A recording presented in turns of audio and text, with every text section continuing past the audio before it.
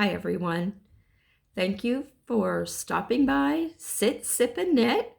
My name is Marie, and I'm coming to you from just north of Pittsburgh, Pennsylvania. This is a knitting podcast, knitting, crochet, a little bit of embroidery I do have to show. It is podcast number 4. So I want to thank everyone that has liked and subscribed so far to my little podcast.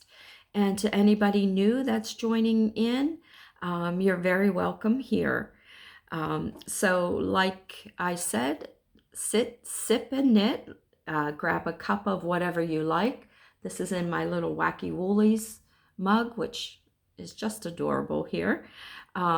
Coffee, I'm drinking some blueberry coffee actually. But I hope you grab a cup of whatever you like to drink and join me. Like I said, this is podcast number 4. Last podcast, I did run a giveaway and I have gotten in touch with the 2 winners. I think Lisa has received her little package, and I'm hoping, Jenny, that you will be getting yours soon. If you haven't already, let me know. I know it's coming a long way to you, but hopefully you'll receive that soon. And I wanted to also let you know that I talked last podcast about doing a slipper sock along. I do love to teach knitting. I used to own a yarn shop, and my most favorite thing was teaching knitting. So a lot of you have asked about learning to do socks. And I find it easier to learn when you do a thicker sock out of a worsted weight sock. And I do mine on Addi Flexiflips.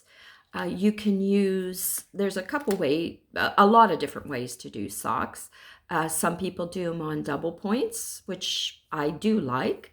Some do them on Flexiflips, which is my preferred way. Others do magic loop. And there are 9-inch circulars that some people prefer to do socks on. I find that the Flexiflips are the easiest to me. I've tried all the other ways, and I've grown to really like them. A lot of people are intimidated by them because they're not sure how to use them. These are a set of size 8 Flexiflips here. They come in 3. A group of 3 of them. You can see they're very flexible. They're like double points, only they are flexible. And that's what I want to be giving away. I have 2 sets of these to give away to anybody who will sign up for the Sock-Along, who doesn't have Flexiflips, maybe wants to learn how to use them. That's what I want to be teaching the class on. I'll do it along with my monthly podcast. I'll do a weekly one, and I'll just call it the Slipper Sock-Along. So for anybody that wants to join in and try to win a set of these, please like, subscribe, and comment below that you're in. You're in for the Sock-Along, and that you want to learn to use Flexiflips. And then I will draw a name from the comments below, 2 names from the comments below this video. And I will actually announce the winner, let me see, Friday, March 19th. So you have about a week to go ahead and comment. I want to make sure that I have enough time to go ahead and get these out to the winners so that they're ready for the Sock-Along. And for that, and I will put more information about the Sock-Along in the notes below, but I do want you to go ahead and get prepared for that. So if you want to use Flexiflips, you can use double points. You can use whatever method you like for the slipper socks, but we will be using size 8, and we will be using worsted weight yarn. I typically use the Malabrigo Rios for my slipper socks classes. I'll be using this color. I think it'll show up great for a class. But you can use any worsted weight yarn that you might have. A skein of this is 210 yards, and I would say you probably want 2 skeins, just to be sure, depending on how long you want your socks to be and how big your foot is or who you're making them for. So if you want to get your supplies ready and then be ready for the slipper Sock-Along, which I'm going to start April 25th. And I will do weekly videos for that, and you can come back week to week and we will make the slipper socks together. And like I said, I will be showing you how to use the Flexiflips. I actually wrote a basic slipper sock pattern to use with the Flexiflips. So like I said, you can always use double points. If you prefer double points, you can use your magic loop. What I will be showing you specifically is with the Flexiflips. So if you want to go ahead and get a set of those, again, I'll put all the information below for you. So make sure you like, subscribe, and comment that you're in for the slipper Sock-Along, and that you want to learn to use the Flexiflips to be a winner of a set of these. All right, so let's talk about finished objects. If you can see, maybe you can't, I'll try to stand up here. I was working on this. This is my Love Note by Tin Can Knits. It is extremely soft and cozy. I can't tell you how soft this is. It is, I have gone over the yarns that I've used, and you can go back to the other, I think it's podcast 2 and 3, where I talk about it. But this yarn is just a quick, let me see, by Ruby and Rose's yarn. It is her singles sock base, and also held along with not a mohair, it's a Siri alpaca yarn. I don't like mohair too much. This is so soft. I did notice that it is extra fuzzy, and sometimes, well, I guess you can see the detail here. But being the fuzzier, maybe a little uneven type of yarn, it kind of muddles up the lace pattern a little bit, but I wouldn't have it any other way. This is soft and warm, soft and warm. But anyway, so that's my first finished object. So you might want to check out the Love Note. I know a lot of people have made that. And also check out Ruby and Rose's yarn, and I will put that in the as a link below also.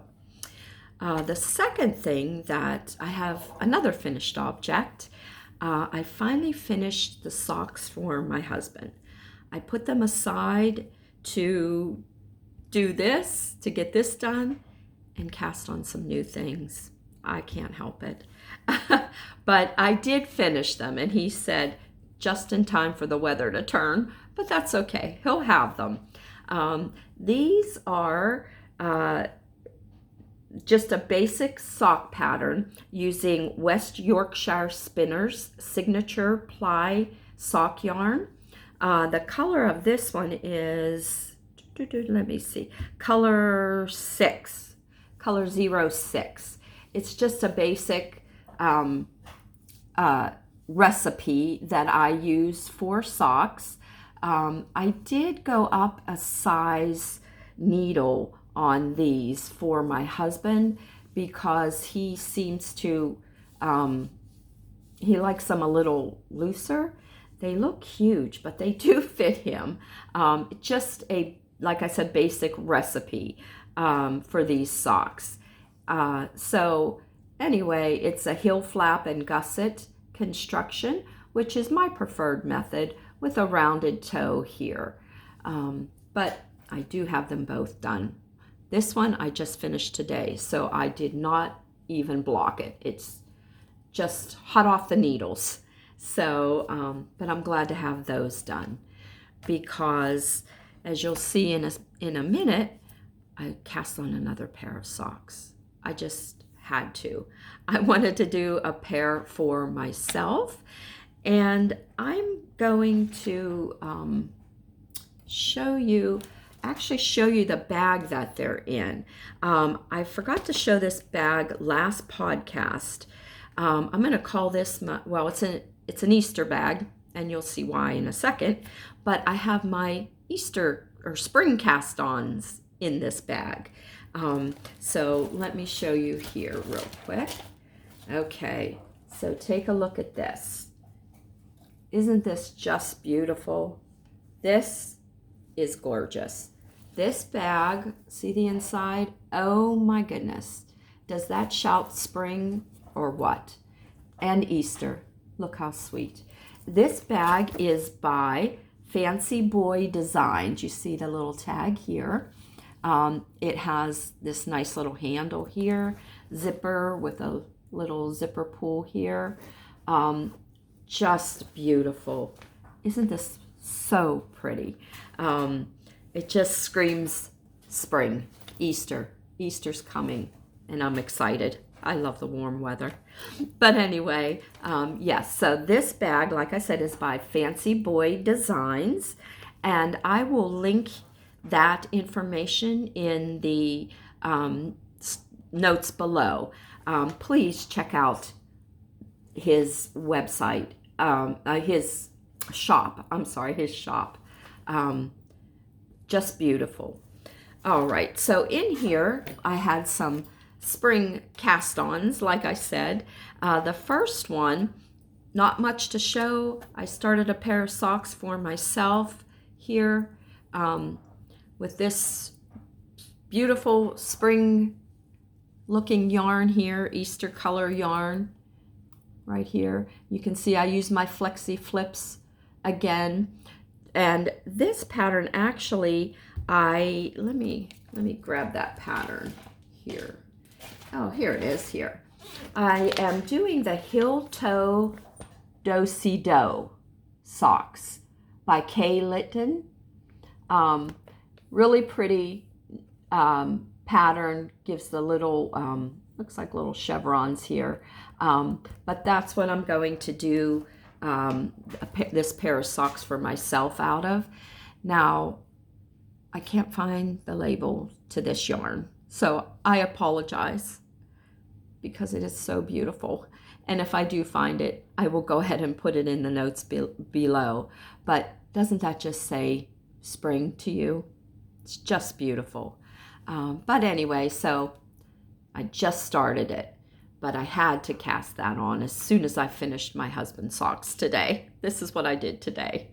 Anyway, so that's my first spring cast on. The second thing I have in my beautiful bag here is, let me get the pattern here. I started this, and it's not spring, but I bought this yarn, and I'm not sure if I showed it on a podcast before or not, but I just love the yarn, love the color, and love this pattern. This pattern is Gorgina, the Gorgina Shawl by You Knit. Isn't that just beautiful? There it is right there. Okay, so that's what I'm making. And what I'm using is Suburban Stitcher yarn. And it's a slub yarn, and I'm not sure I went over it in another podcast, like I said, but I'm using a slub yarn. Let me show you here. By Suburban Stitcher. Isn't that gorgeous? The slub, you can see the little slubs here. Okay, and then I'm holding it double with Siri Silk. It's a silk and alpaca blend. Look how absolutely gorgeous that is. And this color for both of them is the Cosmopolitan colorway. And I will go ahead and put all that information below. But is that color gorgeous or what? I probably wouldn't have picked the slub for this project to hold along with the Siri Silk, but it was the only one they had to match in the Cosmopolitan at the time. But I'm loving how it's looking. Let me show you that. Okay, so the Gorgina shawl, like I said, I didn't get too far on it. It's a simple triangular shawl that's going to have tassels. Let me show you the right way here. There you go. As you can see there, a little bit of lace detail, just a tiny bit, with some ridge detail here. Now with the slub yarn, it is kind of, what do I want to say, kind of muddling the pattern a little bit. But once I block it, you'll be able to see the lace. The lace will open up. But it sure is making, see the little slubs there? It sure is making a beautiful, soft, squishy shawl. And I just love the color. I don't know when I started to get into pink, but it's been these last few episodes that I've had. It seems like everything's been pink since Valentine's Day. But this, again, is the Cosmopolitan colorway. And it's just so soft. I can't wait to finish this. It'll be spring by the time I finish it, but that's okay. I'll have it for those chilly nights or for next fall. So anyway, that is what's in my spring bag here, or my Easter bag. So let me put that aside. All right. I do have another new cast on that is a spring cast on, I think. I'm using a cotton yarn, fingering cotton yarn. Let me show you the yarn here. The yarn is Cadia, I think it's Cadia, Funny Rainbow Star in the colorway 202. So that's the yarn. And again, I'll put everything in the description box below for you so you know where that is. And let me show you the pattern. Well, I can't really, I'll show you part of the pattern here. See, I don't know if you can see. It's just a lacy, light, open weave shawl or scarf. It is the Madison Scarf by Hill Country Weavers. It's only one page, very easy. I think there's 6 rows, 6-row repeat. Very easy to do. I'll show you in a second how far I got. It's going really fast. Even though the yarn is thinner, it's on a, let me see, size, oh boy, size 6 needle. I'm using a size 6 needle. I'm using my straight needles, which anybody who knows me knows I love my straight needles. However, this doesn't look too straight, does it? These are my bamboo needles, and it just formed to my hand, and it's just perfect. But anyway, so I'm doing the Madison Scarf, Yeah, Madison scarf, not shawl, on the bamboo needles. But you can see here, this is that colorway. I'll show you the ball here. You can see the sparkle. Well, of course, go figure, it's sparkle. But anyway, the beautiful Easter colors here. Pretty, right? With gold sparkle in it. Anyway, so this is the pattern. It's done on the bias, so it's like an angled scarf, scarf. But you can see, very easy pattern, very pretty, lightweight. I think it'll be just beautiful. So anyway, that's a nice spring project to work on. Easy to, take on when I'm wherever I'm going, if I'm in the car or sitting on the porch. Nice, lightweight to work on even through the summer. But anyway, I got probably in just 2 days pretty far on this scarf, and while I'm working on other things. So it's going really fast. But again, that is the Madison scarf by Hill Country Weavers. And I will put all that information below for you also. All right. Let's see. One more thing that I wanted to show. My work in progress this is my Habitation Throw. So if you saw the last couple podcasts, you saw that all I wanted to do was work on this Habitation Throw. It is a throw by Helen Stewart. I am using little minis and extra yarn that I have balled up, all my little scraps of yarn. So it's a good scrappy project. I know a lot of people are making the Habitation Throw. Great way to use up some of your scraps, your sock yarn, whatever size yarn you actually have.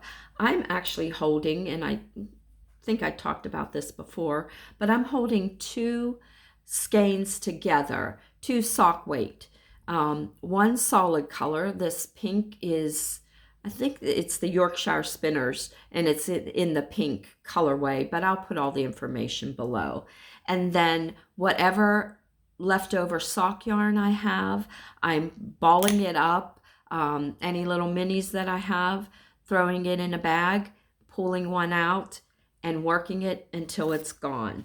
This is actually also worked on from corner to corner. It's a corner to corner blanket. But anyway, last time, I wasn't too far, but look at it now. Look how pretty. Do you see how big this has grown?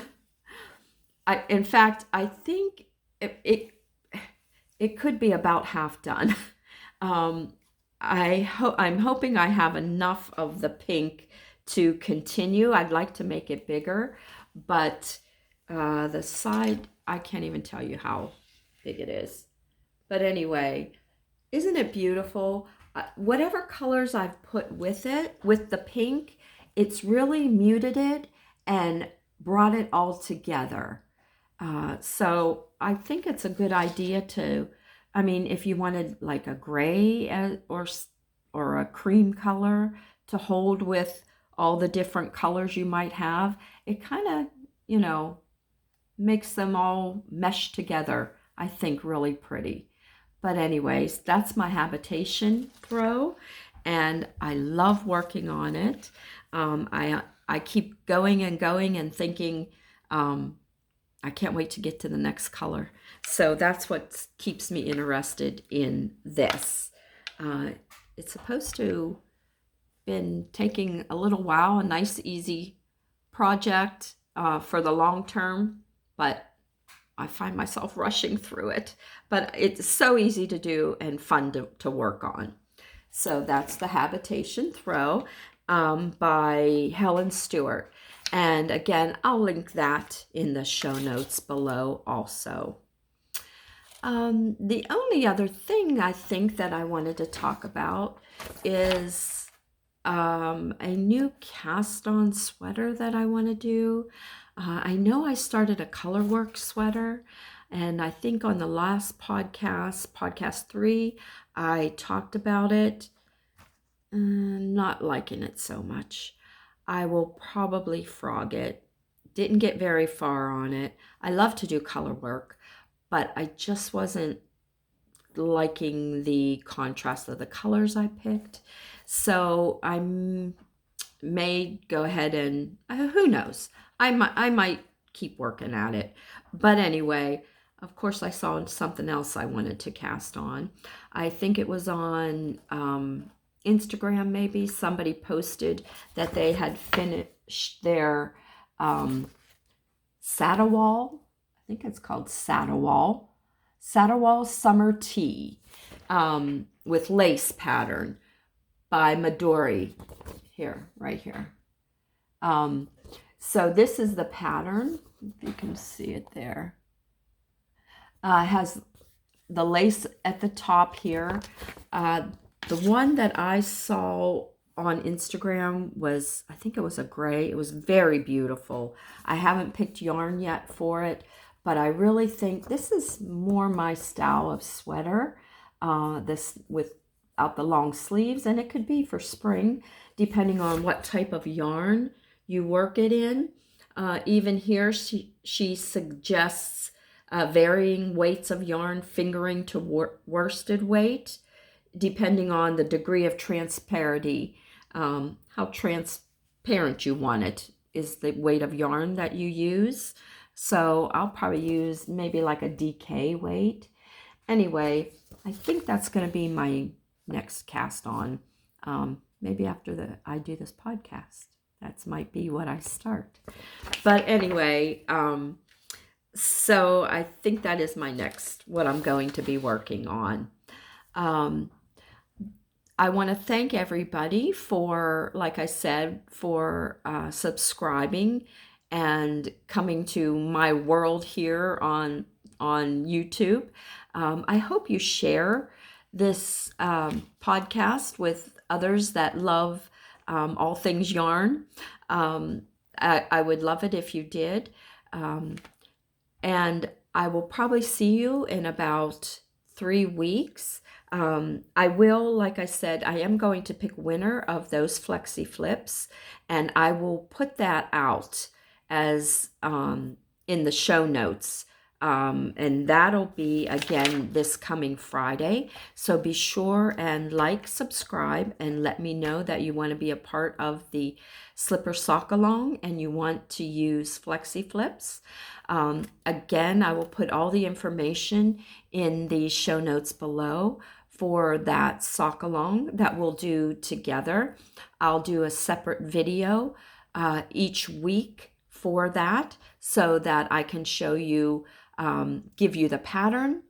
You just need to make sure you get that worsted weight yarn that you want to use for your socks.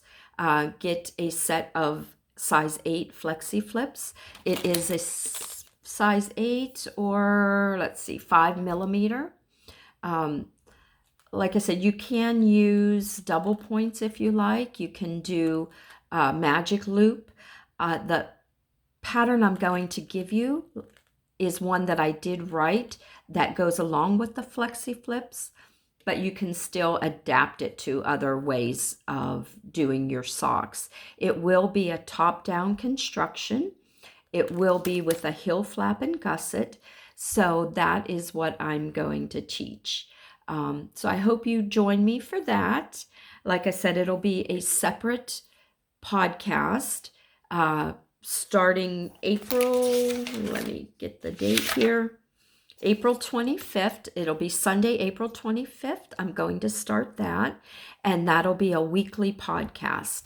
So please like, subscribe, let me know that you want to do the slipper Sock-Along. I would love to hear from you.